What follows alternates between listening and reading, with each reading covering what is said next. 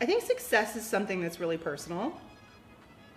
To me specifically, success always meant freedom. So the way that I define freedom would be the ability to do what I want, when I want, with who I want.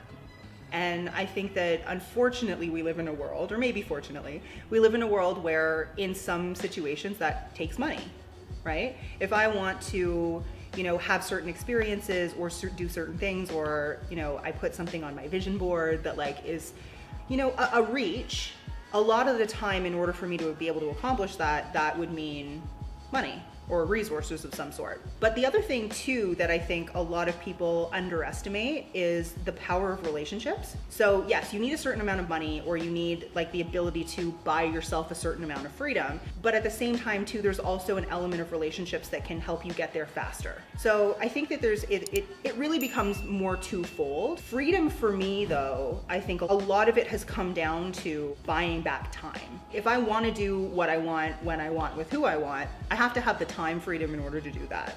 So a lot of that has meant building a team, leveraging my business, because if I'm the business and I'm the only person working in the business, or I don't leverage and I don't hand things off, and I don't have other people who are in my business supporting me, then I lose a lot of that freedom. So in real estate specifically, and I've experienced it myself, and I've also experienced the freedom that can exist in a real estate business, but in real estate specifically, I think that's one of the biggest mistakes that people make, is that it is really hard to delegate.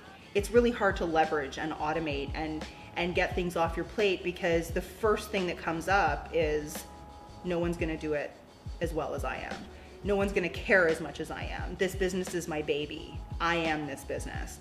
But what ends up happening is you build yourself a bit of a golden cage, and you will become the business's and your own limiting factor, or the bottleneck in your business. And I've done it myself. I remember when I first got to my first 7 figures, I did it essentially alone.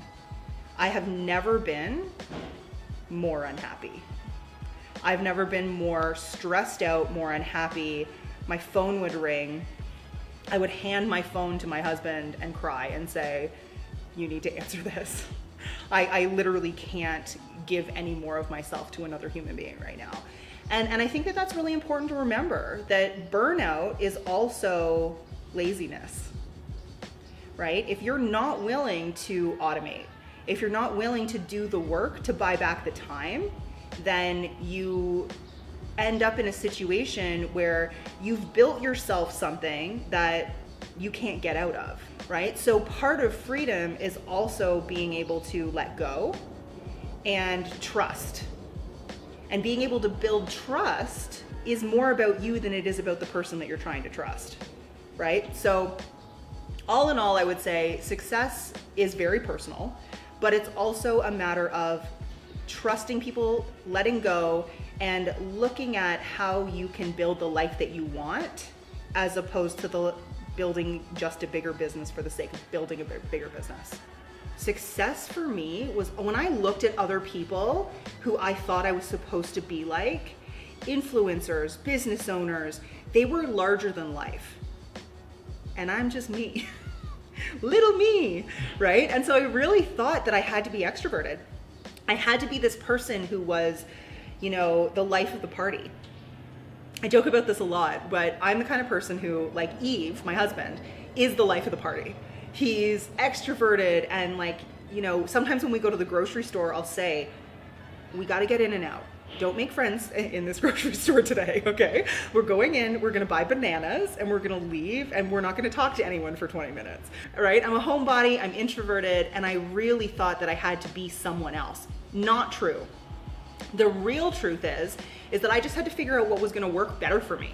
I had to figure out what was going to take what I was good at, and honestly, the camera has become my best friend, because I don't have to go out and build relationships and give away my energy one-on-one in order to speak to a lot of people, right? That has been something that has been a game changer for me, and I figured it out really early on, right? I figured it out. I used to call it prospecting from my PJs, right? When Facebook was brand new, I'm old.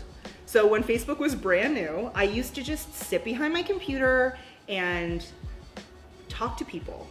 And I could talk to people online. The other thing that I didn't realize either was that every personality has people who are attracted to that personality, right? Yes, there are going to be successful people who are big and larger than life and who yell on camera, but there's also people who are more soft-spoken, who, you know, attract people in a different way.